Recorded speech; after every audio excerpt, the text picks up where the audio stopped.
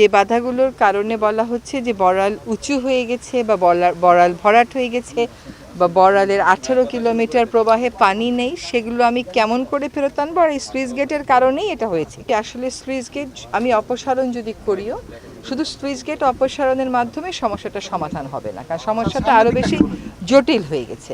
ফলে এখানে এই জায়গাটাকে আমার একটু করে এক্সকাভেট করতে হবে, খনন করতে হবে।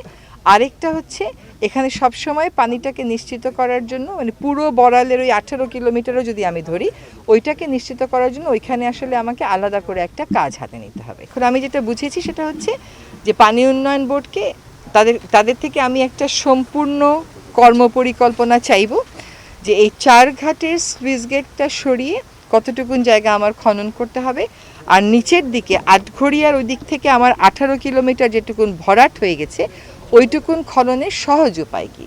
খননের যদি উপায় আমাকে বলা হয় জমি অধিগ্রহণ করে খনন, ওটাতে আমি নিরুৎসাহিত বোধ করি, কারণ আমি দেখেছি যে সরকারে ঢুকে জমি অধিগ্রহণের প্রক্রিয়া শেষ হওয়াটা খুবই জটিল। কাজে এগুলোকে সমন্বয় করে একটা কর্মপরিকল্পনা হবে, যেটা আমি বলবো ব্যয় সাশ্রয়ী করতে।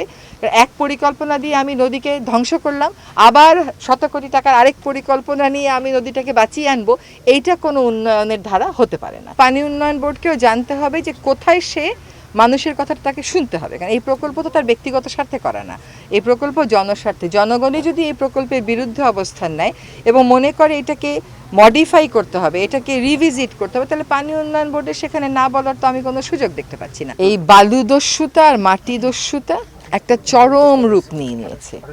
এই ইটভাটার জন্য আর নির্মাণ কাজের জন্য বালু তোলে আর পাহাড় কাটে আর কৃষি জমির উপরের ভাগ কেটে নিয়ে চলে যায়।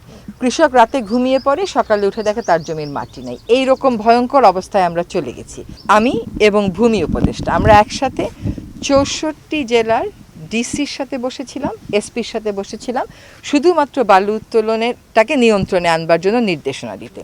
এইভাবে করে যদি কৃষি জমি অকৃষি খাতে চলে যায় তাহলে বাংলাদেশে আর চাষের জমি থাকবে না।